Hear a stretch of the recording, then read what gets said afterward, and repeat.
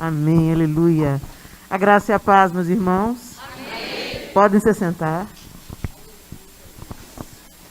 Glória a Deus. Uau. Esse momento de querer largar a rede pertence a todos nós. Mas o Senhor é quem nos sustenta, dia após dia. É tudo sobre Ele.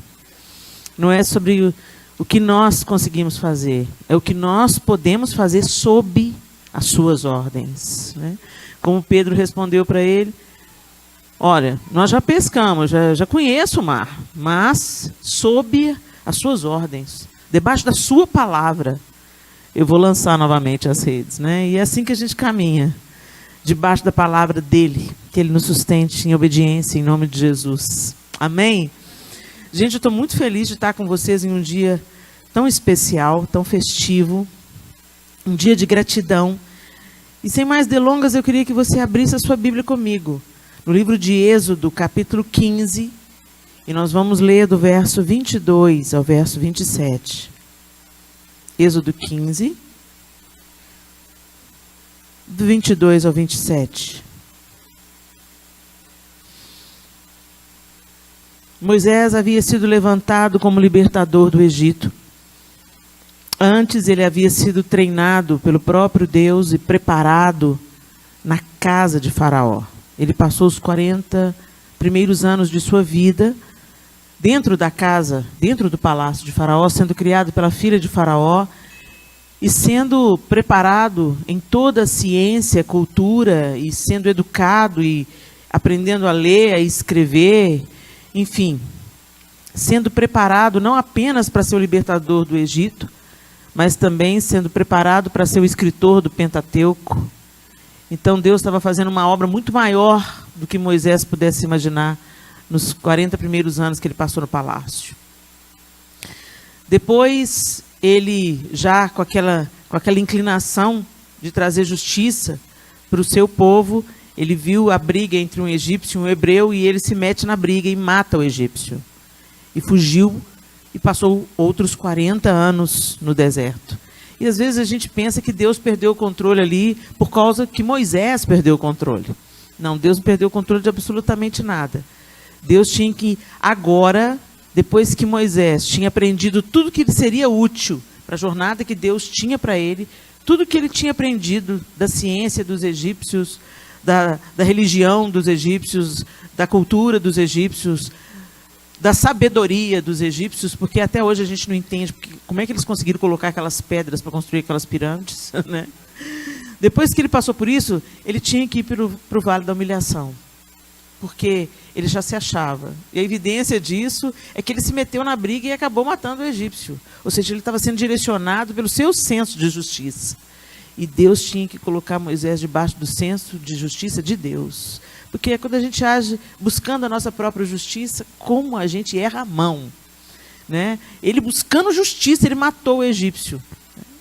E Deus foi preparar Moisés outros 40 anos no Egito. E ele nem tinha consciência disso.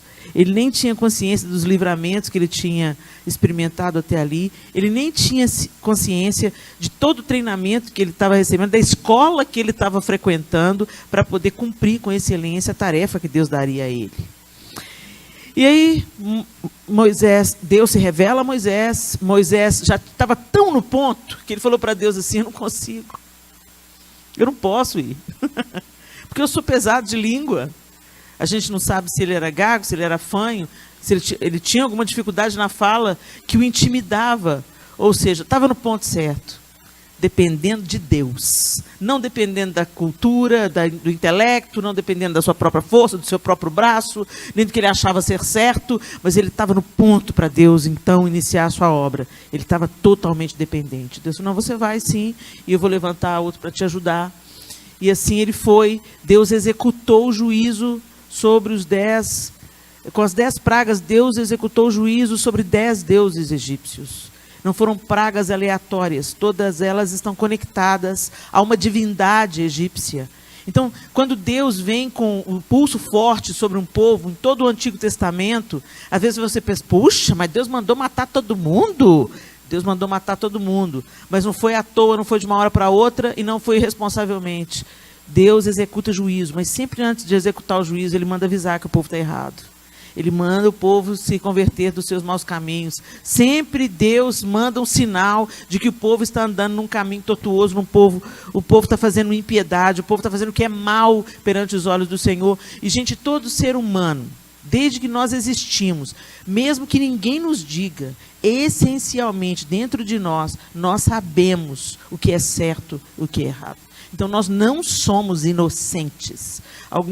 Uma vez perguntaram para um pastor presbiteriano o que ele acha, o que ia acontecer se tivesse uma tribo onde um índio existisse, que ele nunca foi evangelizado, ele ia ser condenado, porque ele era um homem inocente. E o pastor presbiteriano respondeu exatamente isso: nós não somos inocentes. A Bíblia diz que todos pecaram e carecem da glória de Deus. E é tão interessante como um indivíduo pode estar isolado de toda a civilização. Ele tanto tem uma necessidade de um Deus que ele vai arrumar alguma coisa para ele adorar. Uma pedra, o sol, uma árvore. É incrível quando a gente vai na Jordânia e a gente vai naquele lugar que é muito famoso na Jordânia, que eu esqueci o nome agora, Petra. E aí a gente vai vendo no caminho um tanto de cubo de pedra. O que é isso? Eram os deuses dos nabateus. Então, de tudo eles faziam um ídolo, né? Então, como o apóstolo Paulo diz em Romanos, nós somos indesculpáveis, porque pela criação de Deus nós sabemos que existe um Deus. Então, Deus estava executando o juízo. A maldade dos egípcios chegou no limite. E Deus então veio para executar juízo sobre os deuses egípcios. Ele fez isso através das pragas e liberta seu povo. Só que o povo estava há 400 anos vivendo no Egito. Então eles estavam totalmente dentro da cultura do Egito. A cultura do Egito estava neles. José, os filhos, né, de Israel, eles já tinham morrido. Aqueles eram os netos, bisnetos, trinetos, né, de José e de seus filhos, de Jacó, feito Israel, e de seus filhos.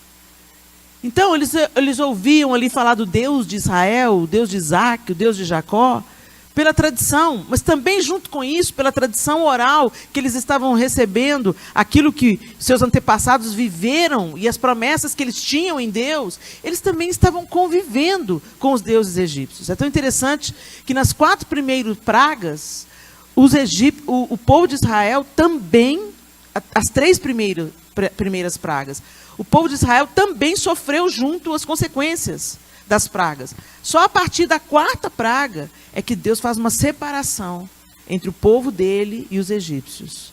E aí Deus, com mão forte e misericordiosa, tira o povo dele do Egito. Mas agora eles estão a caminho do Sinai.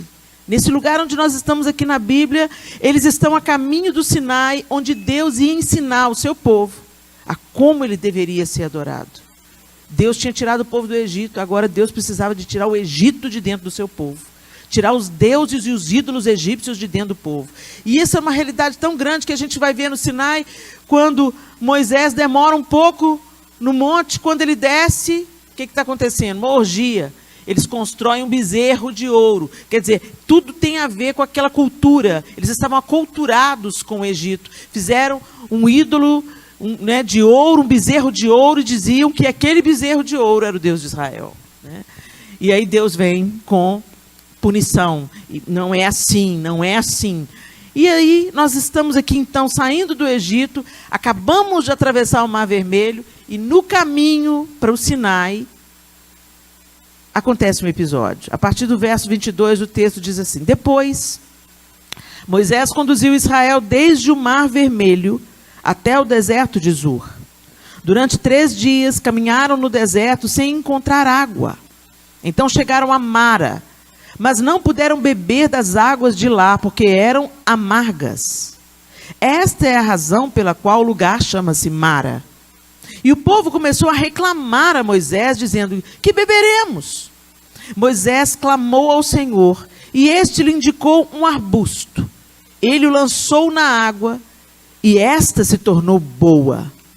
Em Mara, o Senhor lhes deu leis e ordenanças e os pôs à prova, dizendo-lhes: se vocês derem atenção ao Senhor, o seu Deus, e fizerem o que ele aprova, se derem ouvidos aos seus mandamentos e obedecerem a todos os seus decretos, não trarei sobre vocês nenhuma das doenças que eu trouxe sobre os egípcios, pois eu sou o Senhor que os cura.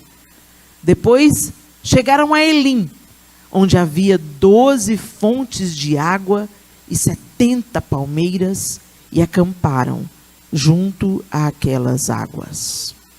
Senhor, essa é a tua palavra. E nós te pedimos que o Senhor fale conosco essa noite, o que o Senhor quer nos falar, e nos convença, pelo poder do teu Espírito que habita em nós, daquilo que nós precisamos ser convencidos. Muda a nossa maneira de pensar, e que a mudança do nosso pensamento gere em nós um novo posicionamento, uma nova atitude frente às circunstâncias que enfrentamos no nosso dia a dia. Em nome de Jesus, amém. É tão interessante que a gente encontra um episódio do povo, o povo já tinha visto, ele estava vendo coisas que eles nunca haviam presenciado. Tantas coisas acontecendo, coisas ruins, coisas terríveis, tenebrosas, como as pragas. Mas você já pensou o que é Deus chegar o mar para lá, para você passar em pés secos? Coisas extraordinárias estavam acontecendo. E eles estavam ali e acabaram de atravessar o mar, e Miriam toma o tamborim, e eles começam a celebrar ao Deus de Israel pelo grande livramento. Eles estavam iniciando uma nova jornada. Mas 3 dias depois, o quadro mudou. Eles vieram cheios de empolgação pela promessa de uma nova terra, uma terra que mana leite e mel. E aí, com 3 dias, faltou água. Acabou a água. Não tinha água. Então eles chegaram a Mara. Uau! Agora nós vamos beber, mas as águas eram amargas. Então o que eles começaram a fazer? A reclamar. Quando eu li a história do povo de Israel, na minha adolescência, na minha juventude, eu ficava pensando assim, meu Deus, mas que povo obstinado. Que povo cabeça dura. Que povo de coração duro. Eles estão vendo as maravilhas de Deus. E eles não se rendem, eles são incrédulos, e eles são murmuradores, e eles ficaram zanzando 40 anos no deserto, sendo que era para eles entrarem logo, mas não creram que Deus, o Deus que abriu o mar, o Deus que executou juízo sobre os deuses do Egito, eles não creram que Deus prometeu que daria a eles a terra, eles não creram. Só Josué e Calebe, e os outros de 20 anos para baixo, é que entraram. E eu ficava assim, intrigada, que povo incrédulo, que povo murmurador. E um dia eu estava nesse questionamento com Deus, pensei, por que essas histórias têm que estar aqui na Bíblia? E o Senhor amorosamente me disse assim, esse povo são vocês. Helena, o meu povo hoje faz a mesma coisa. Você é assim, Helena. Eu me manifesto na sua vida, eu mando provisão, eu faço milagre numa semana, na semana seguinte. Você celebra, você agradece, você vê a minha mão. Na semana seguinte, numa situação diferente, você não crê que eu seja o mesmo Deus que opera e que faz acontecer. E você fica incrédulo, e você fica indecisa, e você fica temerosa, e você até reclama com seus lábios. O coração obstinado é uma característica humana. Mas ele precisa ser lapidado dia após dia, para que Deus cumpra o seu propósito, para que a gente alcance o nosso fim, o nosso propósito. E aqui Deus está levando o povo para Mara e, Deus errou o caminho? Não. Aqui o texto está dizendo que Deus os pôs à prova. Gente, a gente vai passar por momentos difíceis. Sabe por quê? Porque ninguém cresce. Ninguém cresce sem passar pelo vale. Ninguém cresce vivendo eternamente, deitado eternamente em berço esplêndido. Não é algo que a gente gostaria de concordar com isso, mas chama a sua memória. Foram os momentos mais difíceis da sua vida que te tornaram resiliente, que te fortaleceram e que te fizeram firmar o toco. Graças a Deus que Ele é o Deus também que nos leva a Elim. Elim era um oásis enorme, no meio do deserto. E depois deles passarem por Mara, Deus leva eles a 12 fontes de águas, 70 palmeiras. Tinha sombra, tinha água para aquela multidão no deserto. Tinha o suficiente para eles. Então Deus é um Deus tão amoroso, tão misericordioso, que Ele nos leva para a prova, mas Ele também nos leva para o refrigério. Mas se a gente ficar só no refrigério, a gente fica egoísta, mesquinho. A gente não presta atenção às necessidades dos outros. A gente se fecha dentro da nossa bolha gospel. A gente não para pensar que o outro não é ruim de graça, que ele percorreu um caminho de dores para chegar na história que ele vive hoje. E aí Deus tem que pegar a gente pela mão e muitas vezes levar a gente para o vale, para que a gente, pelo menos, aprenda a olhar para o outro com misericórdia, porque doeu na gente também. E Deus está ali com o povo, atravessando com o povo, e leva eles para Mara, e eles provam águas amargas, e eles reclamam, e Deus dá uma estratégia para Moisés, as águas se tornam potáveis, o povo bebe, e depois disso Deus leva eles para Elim, e ali ele fala: se vocês derem atenção ao Senhor, o seu Deus, e fizerem o que Ele aprova, se derem ouvidos aos seus mandamentos, e obedecerem a todos os seus decretos, não trarei sobre vocês nenhuma das doenças. Gente, muitos problemas que nós temos atravessado hoje como igrejas, não vou colocar como igreja no singular, igreja corpo de Cristo, igreja braço, perna, joelho, pé, igreja presbiteriana, metodista, assembleiana, igreja do Senhor. Grande parte dos problemas que nós atravessamos, e muitas vezes nós pensamos que é o diabo, não é o diabo. Muitos problemas é a mão de Deus nos resistindo ou nos corrigindo, porque nós não temos obedecido aos seus decretos, aos seus mandamentos e observado aquilo que é importante para Ele. Nós começamos a trabalhar em prol da nossa própria conveniência. E a gente é muito inclinado a fazer, como igreja, um grupo social. Mas nessa pandemia, como nós vimos que a igreja não é para ser um abrigo nuclear para crente. A igreja é para ser uma árvore frondosa, onde todas as tribos vêm se abrigar à sombra de seus galhos. A solução não está no governo, a solução está na igreja. O governo pode ser um ótimo parceiro, mas a igreja, quando lá em 2 Crônicas, Deus fala para o povo de Israel, Ele fala assim: o meu povo, que se chama pelo meu nome, e é nesse povo que nós fomos enxertados agora, feitos filhos de Deus em Cristo Jesus.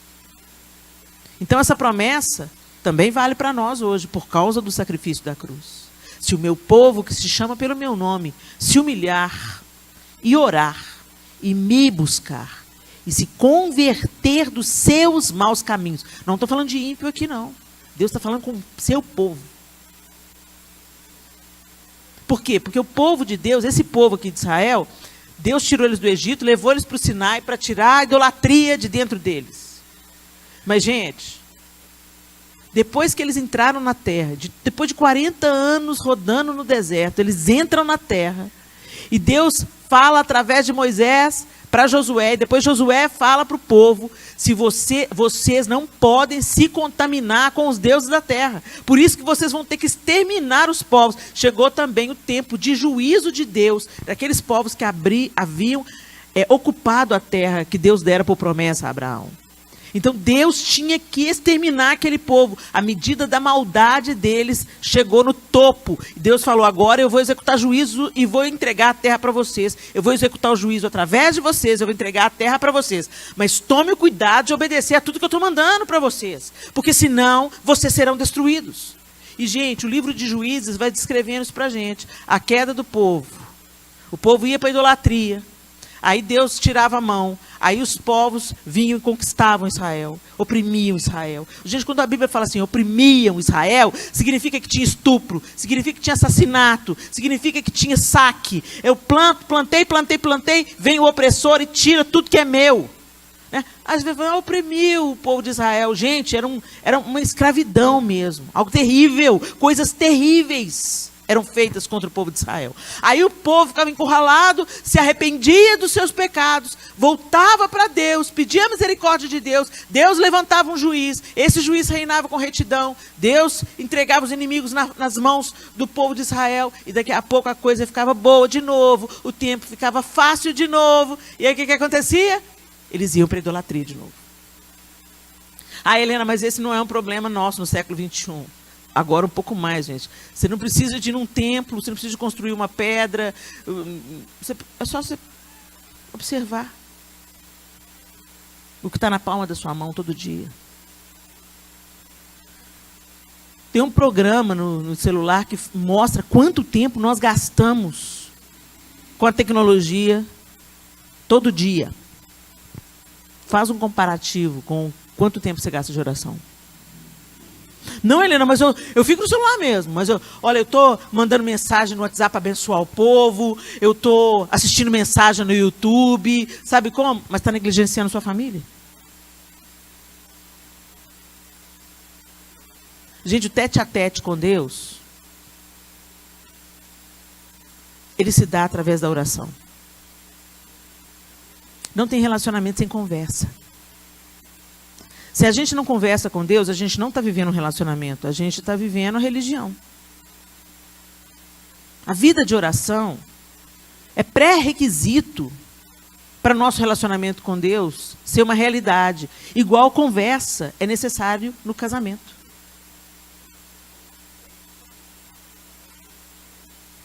Como é que nós estamos vivendo a nossa intimidade com Deus? Quando tem um aperto, um apuro, nós estamos em forte iminência de alguma coisa desastrosa acontecer na nação, aí a gente ora. Todo mundo se une em oração. Vamos orar, vamos jejuar, vamos acordar de madrugada, vamos fazer relógio de oração. Aí a gente ganha o primeiro round e pensa que ganhou a guerra. E todo mundo depõe armas. Igualzinho o povo de Israel em Juízes. O tempo fica bom, a gente volta para a nossa vidinha corriqueira, oração meia boca. Né? Aquela oração só para bater o ponto. Senhor, obrigado por esse dia, obrigado que eu acordei de noite, obrigada. Toma esse dia. E a oração egoísta, né? Me protege, me livra, livra os meus. Ora pela sua família, ora por você mesmo. Prospera os meus negócios, prospera o meu trabalho. E vai feliz trabalhar na hora da comida. Senhor, obrigado por esse alimento e tal e tal. E a gente vai vivendo aquela vida de idolatria, o nosso ego. Gente, a idolatria nos nossos dias, ela é muito mais sutil. Ela não é óbvia.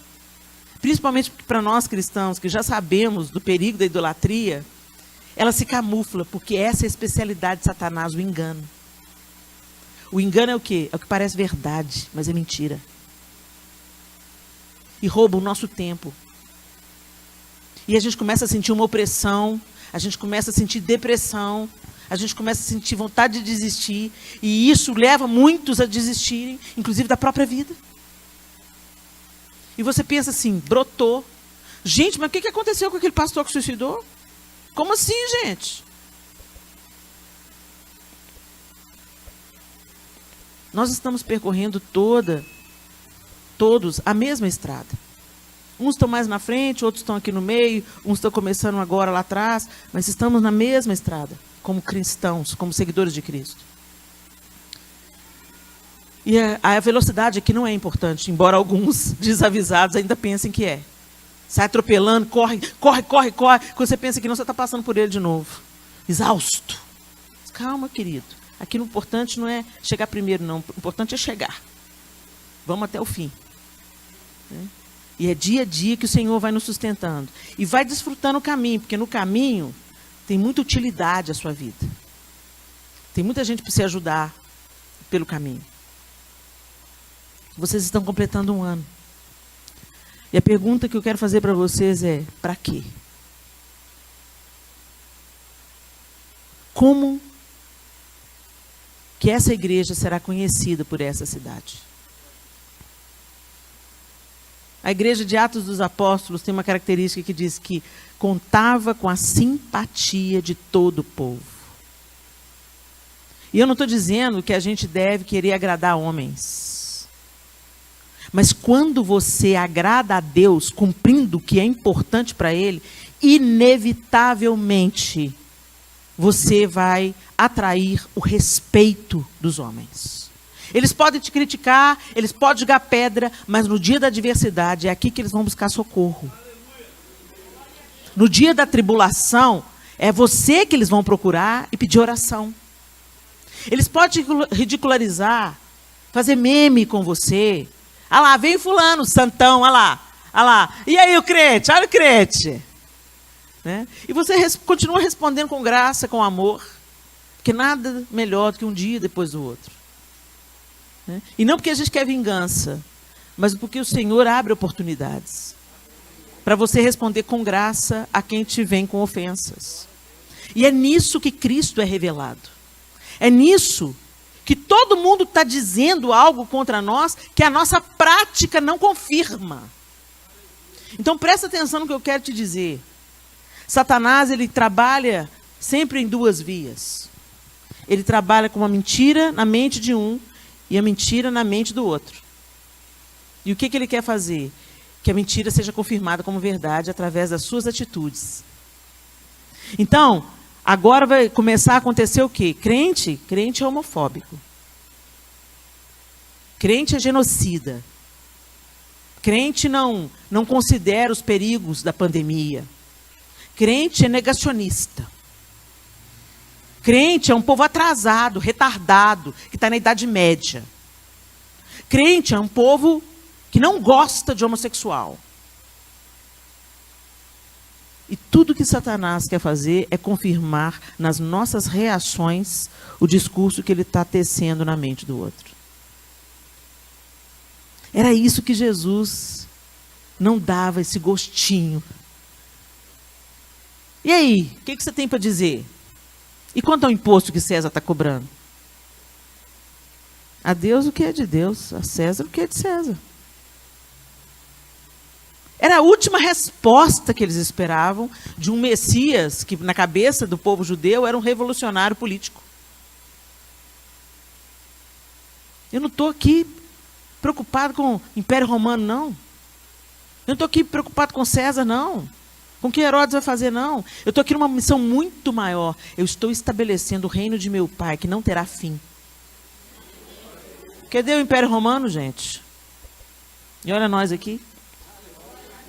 Ele estava concentrando a força dele naquilo que realmente é eterno. Eu quero dizer para vocês, concentrem a sua força no que é eterno. Vivam o Evangelho de Jesus Cristo. Gente, para Deus não tem pecadinho e pecadão. E a Bíblia diz que todos pecaram e carecem da glória de Deus. Não é porque você já teve a iluminação pela misericórdia de Deus e pelo poder do Espírito Santo, você foi convencido de que você é um pecador e você entendeu que Jesus veio para te reconciliar com Deus e você foi justificado pelo sangue de Jesus e salvo pela graça de Deus. Agora, essa mesma salvação que me alcançou e te alcançou, ela está disponível para a menina de programa que está na cama agora com o cara. Nós não somos melhores do que ela. Não é, Selena? Misericórdia. Eu sou sim, sabe? Estou vivendo uma vida santa pela misericórdia de Deus, né, querida? Porque se não fosse o Espírito Santo na sua vida, não sei onde você estava, não. É essa consciência que a gente tem que ter. Porque se você não tem essa consciência, meu irmão, Satanás te enganou com o orgulho. Você acha que você é mais espiritual do que todo mundo, porque você tem uma vida santa. Deixa eu te falar, a santidade na sua vida, você que se beneficia dela. Deus não é mais santo porque você é santo. Deus não te ama mais porque você é santo. Você se protege mais porque você é santo. Você sofre menos porque você escolheu o caminho da santificação. E está escolhendo caminhar pela misericórdia de Deus para as boas obras. E isso glorifica o nome de Deus. Agora, você não é melhor do que ninguém. Nós não somos melhores do que ninguém. mais felizes. Melhores não. Mais aliviados, talvez. Melhores não. Superiores não. Estamos todos debaixo da graça comum que ainda está regendo o planeta. E nós temos que aproveitar esse momento de dar um checkmate no diabo e agir exatamente ao contrário do que ele espera que a gente haja. Agir exatamente como Jesus agiria.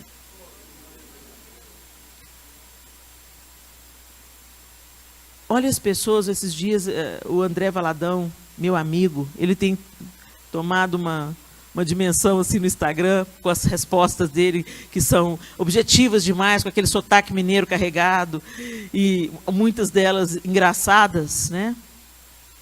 E uma pessoa perguntou para ele assim, eu posso conversar com um homossexual? Eu fiquei com uma dó daquela pessoa, falei, meu Deus, ela não sabe nada sobre o cristianismo. Mas eu gostei muito da resposta dele, eu falei, é gente. É gente. Você vai tratar a gente como você deve tratar a gente. Com todo respeito. Ah, mas ele pensa diferente de mim. Eu fico pensando em Zaqueu. O corrupto. Político safado, né? Gente, o Zaqueu era cobrador de impostos. O cobrador de impostos para o povo judeu era o cara mais traíra que existia. Que ele era judeu, mas trabalhava para o Império Romano. Era uma situação assim, asqueroso. Era um Judas. Eu dava tudo para saber o que aconteceu naquela refeição. Que Zaqueu saiu restituindo a todo mundo. Ele subiu na árvore para ver Jesus. Mas foi Jesus que viu Zaqueu.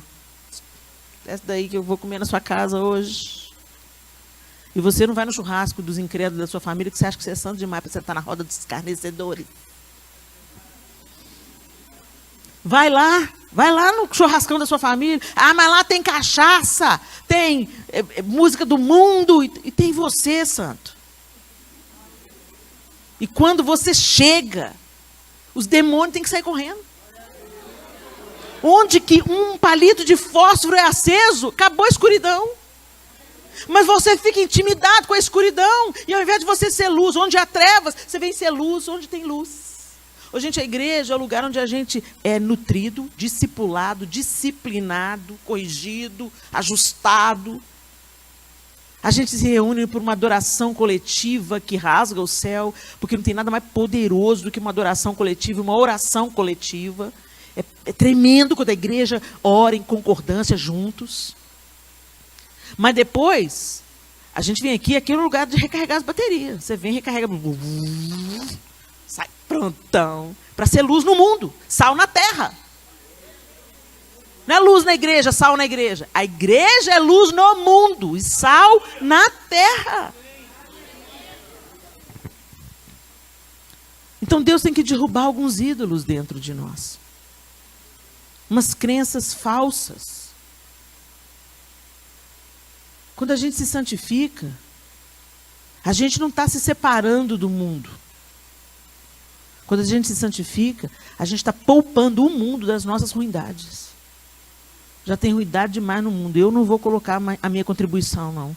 A minha contribuição é justiça, é paz, é alegria, é gozo, é longanimidade, benignidade. A minha contribuição é, onde eu passo, tudo vai ficar mais bonito e melhor, porque eu frutifico os frutos do Espírito. Então, no meu emprego, eu sou o melhor funcionário, eu sou o mais pontual. Por onde eu passo, não fica um banheiro sujo. Eu virei a faxineira de banheiro, gente. Porque eu tenho isso dentro de mim. Eu sou filha da luz. E onde a luz está, tem que ter limpeza, tem que ter ordem.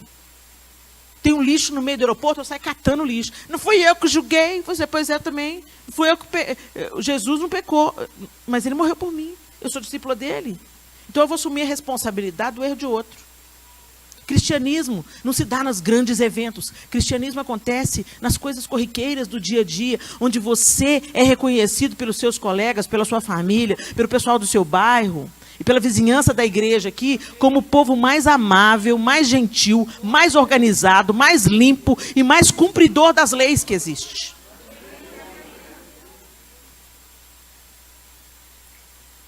Quantos problemas com os vizinhos de igreja nós temos? Por quê? Porque fazemos barulho. Depois das 10 da noite. Helena, mas o pagode corre solto. Ninguém reclama com o pagode. Reclama com a igreja. Mais uma evidência de que a gente está no caminho certo. Porque Jesus falou que nós seríamos perseguidos por amor ao nome dele. Então, quanto mais perseguido você está, deixa eu te dizer, mais no caminho você está. Quanto mais você incomodar as pessoas, mais no caminho você está. Quanto mais implicarem com você, mais no caminho você está. Para de sentir pena de si mesmo. Você é filho do Deus eterno. Não abra jurisprudência para as trevas. Se a lei da cidade é não ter barulho depois das 10, são os primeiros a cumprir. Por quê? Porque vocês vão ser irrepreensíveis no meio de uma geração perversa. É essa que é a orientação do apóstolo Paulo, que vocês sejam irrepreensíveis no meio de uma geração perversa. Isso, gente, parte de cada cristão. Cada um sendo luz. Eu quero dizer para vocês que as dificuldades acontecem, sim, para nos aperfeiçoarem. E nós estamos vivendo esse tempo difícil que nós estamos vivendo, como nação, como igreja, com todos os desafios, e eu não preciso nem de entrar em detalhes, porque o próprio pastor Rafael já disse aqui dos grandes desafios que vocês travaram aqui esse ano, e simplesmente o fato de ver ele emocionado, de chegar aqui e olhar para trás, uau, quantas vezes eu pensei em desistir, mas o Senhor me trouxe até aqui, né? É isso aí que vai fazer de você um grande pastor, pastor Rafael. E quando eu falo grande, é pequeno. Porque quanto maior um homem de Deus sobe, mais ele desce. Exatamente como Jesus. Exatamente como Jesus. A gente não se impressiona com glória humana, a gente vai se desvencilhando dessas necessidades de impressionar os outros. A gente quer impressionar Deus. A Deus, a gente quer fazer o que Ele quer fazer, a gente quer ter um coração alinhado com o que Ele tem propósito. Ele vai abrindo as nossas fronteiras, as nossas trincheiras de batalha. Ele vai te entregar o presídio para você evangelizar. Ele vai te levar lá no prostíbulo, no dia dos namorados, para levar uma rosa para cada uma daquelas mulheres e dizer: você não precisa de viver essa vida onde você é usada. Nós viemos aqui como homens da igreja, como nossas esposas, para te dizer: tem uma vida nova que Deus quer te dar, minha linda. Ser luz onde a treva está reinando. Ora, jejua e põe o pé lá na autoridade do nome de Jesus. E a capetada vai ter que ficar toda amordaçada. Ou então vai se manifestar para ter libertação para a glória de Deus. Gente, isso aquece o meu coração. Quando eu sento com pessoas que ninguém conhece. Que não tem nem 1000 seguidores no Instagram. Mas que estão arrebentando com as portas do inferno. Aquelas pessoas que o diabo tem certeza absoluta, quando acorda, ai, o Eterno deu mais um dia para esse infeliz viver, para atrapalhar o meu plano, para atrapalhar a minha vida, para saquear a minha casa. Crentes que entenderam que agradar a Deus é fazer o que Ele faria se Jesus estivesse aqui nos dias de hoje. É buscar o pecador. É não nos fechar no nosso gueto gospel. É nos aquecermos uns aos outros, é trocarmos conhecimento, nos fortalecermos mutuamente. Uns seguram as cordas, uns se sustentam financeiramente e outros vão pisar o terreno do inimigo, debaixo da autoridade de Deus, para saquear o inferno.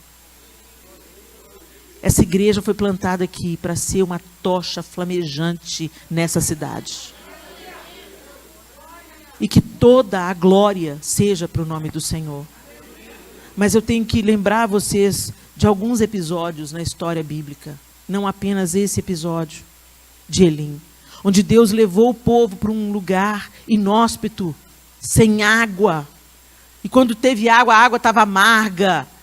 E você pensa, Deus perdeu o controle ali do Mar Vermelho para cá, Ele perdeu o controle. Não, Ele não perdeu o controle. Ele estava dirigindo o povo para corrigir o povo, para tirar os excessos do povo. O triunfalismo. Porque o que o triunfalismo faz com a gente? Nos torna independentes. Você já viu criancinha quando começa a andar? Eles começam assim, titubeante. Não é? Segura no sofá, cai sentado. Não é assim? Daqui a pouco fica de pé de novo. E papai e mamãe aplaudindo, ficou de pé. Aí dá um passinho, dá outro, todo mundo celebra, né? Daqui a pouco as perninhas ficam mais firmes. E ele começa a se sentir dono de si. Daqui a pouco ele começa a correr. Aí você está com o menino na rua, solta a mãozinha dele, ele puxa a mãozinha e sai correndo. E a gente fala, não corre na frente não, não corre na frente não. E ele te ignora. Daqui a pouco, puff. Aí volta com a boca desse tamanho, com os joelhos ralados. Volta para onde? Para o pai e para a mãe. Aí abraça. Não é assim? A gente é igualzinho com Deus. Mas já está na hora da gente deixar de ser criança. Os tempos estão difíceis.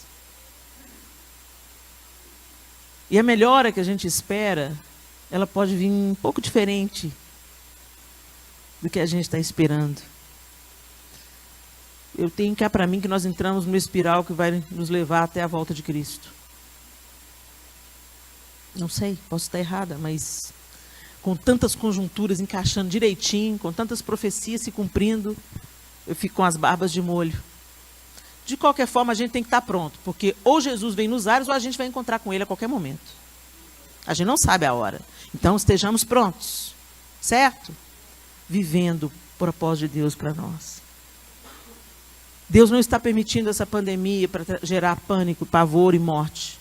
Deus está permitindo essa pandemia para nos amadurecer, para nos fortalecer e para a gente deixar de ser criança com esse desejo de independência, de correr na frente, sem a dependência de Deus, sem a direção de Deus, e ralamos os nossos joelhos. Nós não precisamos mais ralar o joelho, gente. Abrevia esse caminho. Já vai para o lugar da dependência. Não, papai, não vou soltar da sua mão por nada, porque na sua mão eu tenho segurança, e eu vou no teu passo, no teu ritmo, porque esse é o melhor para mim. E a gente olha para a palavra de Deus, e a gente vê a palavra de Deus nos mostrando esse caminho de dias difíceis que precedem o cumprimento de promessas. Então vocês atravessaram um ano difícil, e olha aqui, nós chegamos num dia de festa, pastor. Bendito seja o Senhor. Então, daqui para frente, quando vocês atravessarem novos momentos desafiadores, que é treinamento, né? É treinamento, o músculo não cresce sem dor. Se você está se exercitando, você sabe que dói. Mas é aí que o músculo fica firme, é aí que você ganha massa muscular. É sentindo dor. Não é gostoso, não, mas vai te fortalecer. Quando um soldado vai para o treinamento, eu estou com um sobrinho, 2 sobrinhos em treinamento nos Estados Unidos. Um treinamento super pesado. Eu não queria estar no couro deles. Mas depois de 3 meses, os meninos chegam em casa tudo torneado. Comendo tudo, até pedra. Aqueles negócios de, não quero isso, não vou com isso. Acaba tudo. Quem teve filho aqui que pegou o exército sabe do que eu estou falando. Né? Sai um menino, volta um homem. Pois é isso que Deus está fazendo com a gente, gente. Mas nós não estamos estreando nessa jornada, não. José, antes do governo, foi julgado numa cisterna, vendido como escravo, acusado injustamente, que estava tentando seduzir a esposa do seu patrão, preso durante 11 anos por uma acusação leviana e mentirosa. A escola de José para se tornar o governador do Egito. Moisés, antes de se tornar o libertador, o fugitivo. O cara que apacentou os rebanhos de Jetro no deserto por 40 anos servindo ao seu sogro. Josué, antes de Canaã, a terra que ele espiou, que ele desejou, que ele tinha certeza que ele ia habitar. Vamos embora, eia, subamos, conquistamos a terra, o Senhor nos entregará. Não vamos não. Não, vamos morrer como gafanhotos. Ele teve que ficar 40 anos no deserto, junto com aqueles que duvidaram, até que todos eles fossem sepultados. Antes de Josué possuir a terra, ele teve que esperar 40 anos, rodando no deserto, por alguma coisa que ele não tinha feito. Ele creu. Esther, antes de se tornar a rainha que salvou o povo inteiro do extermínio, a orfandade, ela teve que ser criada por um tio, um primo, e depois entregue como uma ovelha muda, para fazer parte do harém do rei, sem garantia nenhuma de que ela ia ser rainha. A partir do momento que ela entrou naquele processo, ela abriu mão, ela perdeu o direito de ser de qualquer outro homem, de constituir uma família, de ter filhos de outro homem. Ela ia se deitar com o rei, como uma ovelha muda mesmo. Se ele gostasse dela, ia fazê-la rainha. Se não, ela ia ser só mais uma no harém dele, sem direito de ter uma família e os seus próprios filhos. Ela passou por isso tudo antes de Deus a colocar no lugar estratégico para ela ser libertadora do seu povo. Davi, antes de enfrentar Golias, ele teve que enfrentar primeiro seu irmão. E quando Davi foi ungido por Samuel, gente, muito provavelmente quando Davi foi ungido, pelos cálculos que a gente faz, ele devia ter 8 anos de idade. Quando ele foi ungido por Samuel. Do tempo que ele foi ungido por Samuel até ele enfrentar Golias, a gente não sabe quanto tempo passou. A gente só sabe que entre ele ser ungido e ser ungido novamente rei em Hebrom, levou 15 anos. E depois mais 7 anos e meio para ser ungido, para ser rei em Jerusalém. E quando ele assumiu o trono, ele tinha 30 anos. Então significa que 22 anos e meio, desde a unção com Samuel, ele ficou esperando. Então, provavelmente ele tinha 7 anos e meio ou 8 anos de idade. Então imagina para Eliabe, que absurdo. Eliabe era tão pronto para ser um rei, que quando ele entrou, ele enganou até Samuel. Samuel olhou para ele e falou: eis aí o ungido do Senhor. E Deus falou assim: não olhe para o porte, não olhe para a aparência. Porque eu olho o coração e eu rejeitei o coração de Eliabe. E depois vem Abinadab, vem Samar, vem outros 7 filhos de Jessé, e nenhum deles era o escolhido de Deus. Quem era o escolhido? O menino, o pastor de ovelhas. Então, isso estava entalado na goela de Eliabe. Como assim um pirralho desse? Eliabe estava lá quando Davi foi ungido rei. Como o meu irmão mais novo vai ser rei sobre mim? Aí a gente entende a conversa dele quando Davi chega para perguntar: o que é que o rei vai dar para quem matar o gigante? Eliabe olha para ele: o que é? O que é, garoto? A que vieste aqui? A quem deixaste aquelas poucas ovelhas no deserto? Estava ainda ridicularizando o que o irmão fazia. A quem deixaste aquelas poucas ovelhas no deserto, pirralho? Eu conheço a presunção, a maldade do seu coração. Olha o espelho, a presunção, a maldade do coração era de Eliabe, não era de Davi. Às vezes o que você fala do outro é o problema seu. Hashtag fica a dica. Porque a gente gosta muito de se colocar no lugar do Davi, mas às vezes a gente é o Eliabe da nossa casa, gente. Hashtag fica a dica, deixa Deus restaurar esse coração. Graças a Deus que hoje tem Jesus. Mas Davi tinha tanta segurança da identidade que ele olha para ele: o que foi agora? Quer dizer, agora, isso quer dizer que nos últimos anos ele estava sofrendo uma perseguição ferrenha do seu irmão. O que eu fiz dessa vez? O que foi agora, Eliabe? E ele, tipo assim, não tem tempo para isso não. Deixa eu me ocupar aqui. Então, quer dizer, agora, você pensa, naquela cultura, gente, o irmão mais velho era como se fosse um pai. Eliabe devia ser o herói de Davi. Uau, meu irmão mais velho, pronto para a guerra, grandão, formoso, guerreiro. Ainda mais ele, franzino, ruivo, de gentil aspecto. Não dava medo numa mosca. Deus é esse aí, ó. Ele não precisa de uma grande igreja, não. Ele precisa de uma igreja comprometida. Ele não precisa de um exército de 15 mil, ele precisa de 300. Ah, esse Deus. Adoro. Quanto mais te vejo, eu amo. Coisa linda. Mas antes de vencer Golias, ele teve que vencer a rejeição da sua própria família. Antes de ascender ao trono, ele teve que aguentar a perseguição de Saul por inveja. Saul estava errado, mas Deus permitiu toda essa perseguição para Davi não se tornar um novo Saul. As características que definem um ou outro. Saul sempre colocava a culpa em outro. Saul sempre responsabilizava ou dava uma desculpa. Não, eu poupei o melhor do gado para oferecer holocaustos ao Senhor. Não, eu ofereci o sacrifício porque você demorou a chegar. Ele sempre transferia a responsabilidade. E Davi não, Davi falava, minha é a culpa. O meu pecado está sempre diante de mim, que o Senhor me perdoe. E quando teve que colher as consequências do seu pecado, ele colheu, ele não fugiu, ele não transferiu, ele ficou lá e ele chorou a dor da destruição da sua própria família, de ver o seu filho deitando com as concubinas na frente de Israel. Ele engoliu passo a passo a consequência do pecado dele. Ele teve que engolir.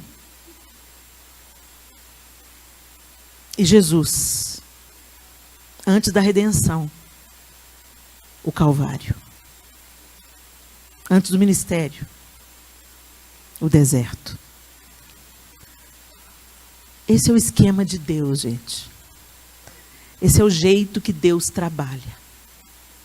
Então eu não sei o que você está passando individualmente, ou que os desafios de vocês coletivamente como igreja. Mas eu quero dizer para você, fica firme aí. Porque Deus, sabe, pé de galinha não mata pinto? Esse é o ditado lá de Minas. Pé de galinha não mata pinto. Ou seja, a galinha, você vê a galinha pisando nos pintinhos, você pensa assim, meu Deus, vai matar. Não mata não. Ela sabe exatamente como que pisa, e o tanto que pisa, e o tanto de peso que tem. Igual quando uma leoa carrega o leãozinho por aqui, né? Você pensa, vai engolir o leãozinho. Não, ela sabe o que ela está fazendo. E a mesma coisa é Deus com a gente. Ele sabe até onde Ele vai com a gente. Então confia e se renda ao processo. Deixa Ele aperfeiçoar o que Ele tem que aperfeiçoar. Deixa Ele tirar o excesso que Ele tem que tirar. Se submeta. Gente, se a gente não sabe se submeter uns aos outros, nós estamos desabilitados para o reino de Deus. Porque é um reino que começa pela obediência. E se Jesus, que é o Rei da Glória, obedeceu até a morte, morte de cruz, e foi por isso que Deus o exaltou soberanamente, por que seria diferente conosco? Então se submeta. Passa pelo vale. Enfrenta Eliabe. Aguenta firme na cadeia. Glorifica a Deus mesmo na adversidade. E entenda que Deus está costurando, Deus está bordando o tapete. Você às vezes está vendo do avesso, mas Ele está sabendo exatamente como vai ficar o bordado. Ele sabe o que Ele está permitindo na nossa vida. Então que seja lá o que Deus está preparando para essa igreja no próximo ano. No coletivo ou no individual, porque você é a igreja. A igreja não são essas paredes, gente. A igreja são pessoas. Jesus não vem levar parede, não vem levar estrutura. Isso tudo é muito bom para a gente, nos dá conforto e possibilidade da gente fazer o culto chegar mais longe. Então está sendo transmitido, está alcançando pessoas. Também é um lugar de acolher vidas, lugar de ter comunhão, que uma coisa preciosa aos olhos do Senhor é a comunhão dos santos. É nisso que nós somos fortalecidos. Nós estamos treinando a próxima geração, discipulando crianças. Pastor Rafael, nunca faça da salinha dos seus meninos entretenimento. Põe Bíblia na cabeça desses meninos. Porque os islâmicos, com 5 anos, os menininhos estão sabendo a Bíblia, o Corão de cor. Entendeu? Se a gente enche os nossos meninos do Senhor, gera nos joelhos um novo nascimento para eles, quando eles forem para a universidade, eles não vão se perder. Eles vão ser sal e luz.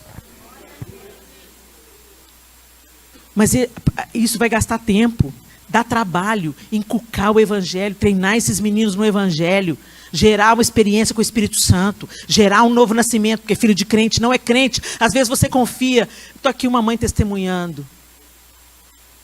Meus filhos sempre estudaram em escola cristã, sempre frequentaram a escola dominical da igreja, sempre tiveram acesso a conhecimento, a comunhão com os irmãos.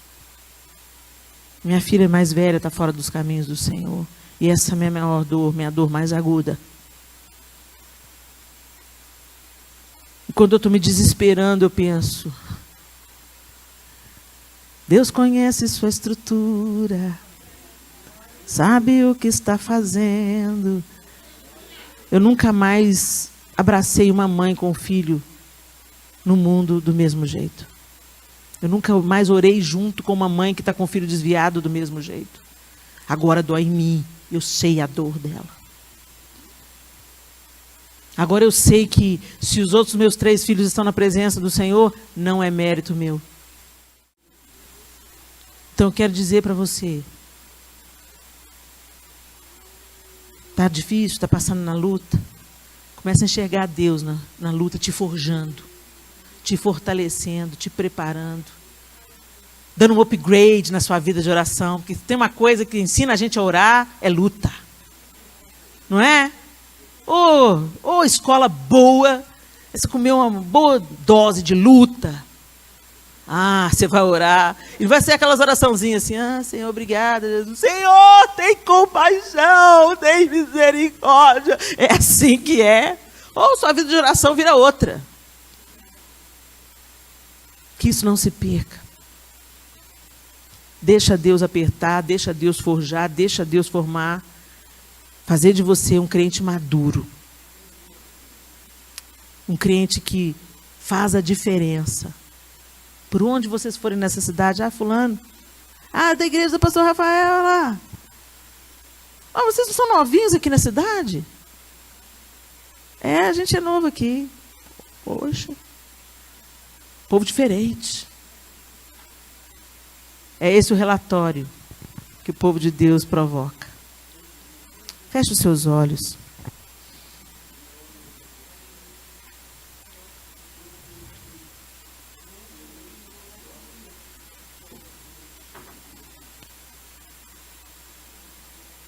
Olha para o seu próprio coração e para a sua vida relacional com Deus. É muito precioso, um grande privilégio, a gente ter uma igreja onde nós podemos nos reunir, no mínimo, uma vez por semana. Aqui a gente contempla a palavra de Deus, na segunda-feira tem curso teológico, a gente vai aprendendo, a gente traz os nossos filhos para eles também permanecerem no caminho e terem as experiências deles com comunhão. É maravilhoso.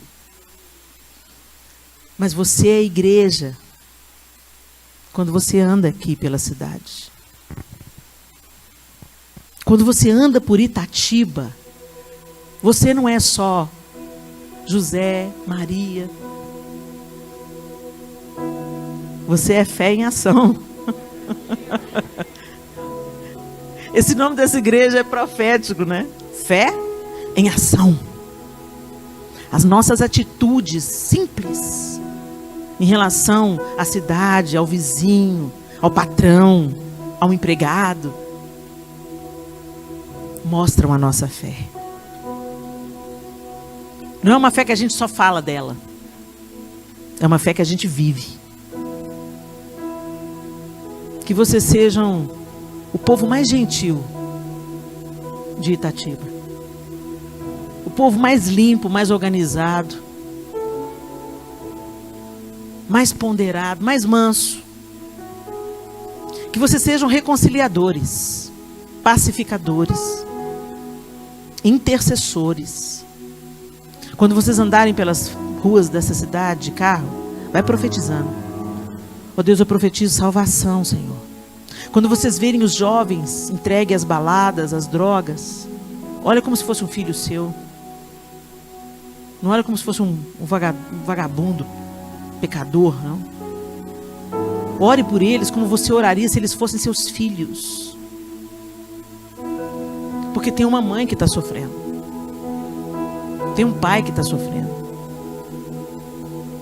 Ore. Não despreze o poder da oração. A oração é poderosa. Ore. E reorganize as suas prioridades. Porque se Deus não ocupar a primazia dos seus anseios, os ídolos se apresentam.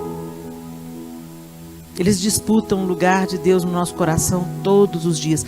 Todos os dias você tem que colocar os ídolos desse século no lugar deles. Não, primeiro é Deus. Deus é o mais importante. Meu relacionamento com Deus é o mais importante. Meu tempo de leitura da palavra é o tempo onde eu contemplo Deus. Eu entendo quem Ele é através da palavra. Então eu invisto tempo diante dele, lendo as Escrituras.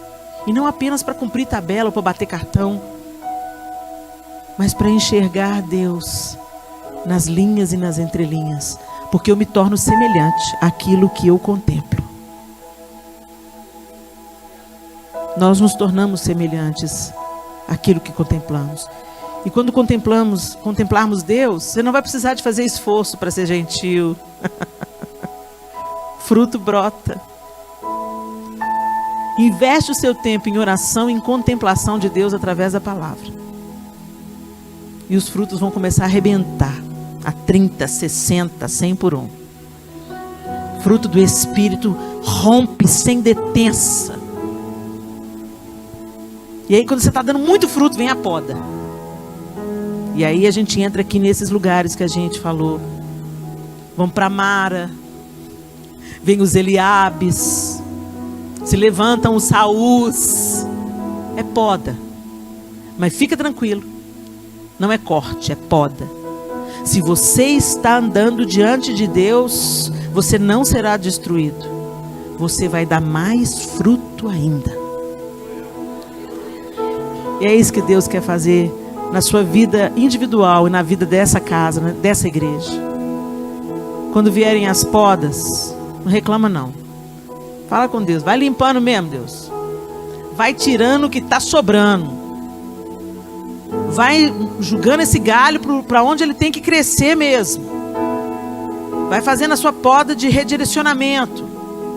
Tira os excessos, tira o orgulho, tira a vaidade, tira a autossuficiência.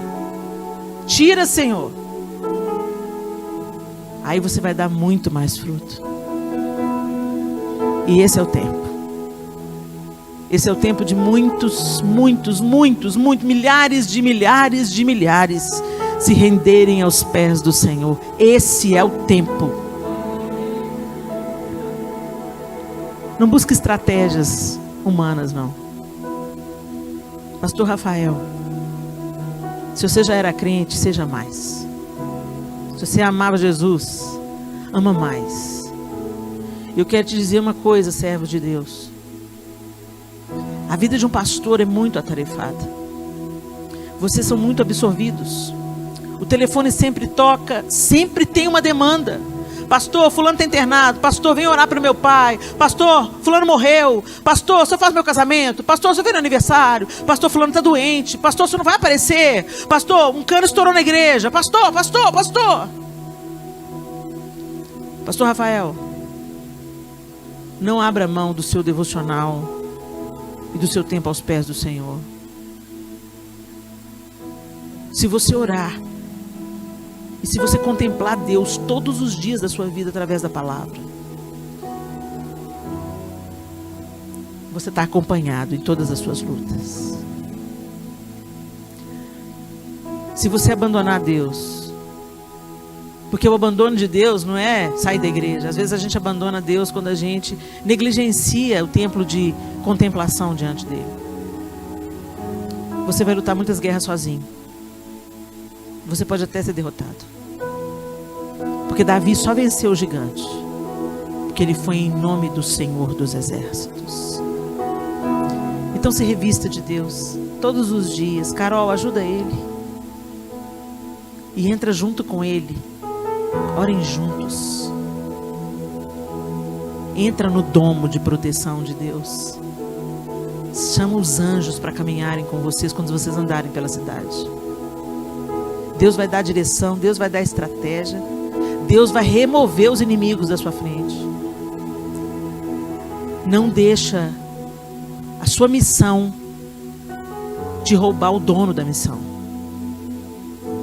Não se esqueça, você está aqui primeiro por amor a Deus.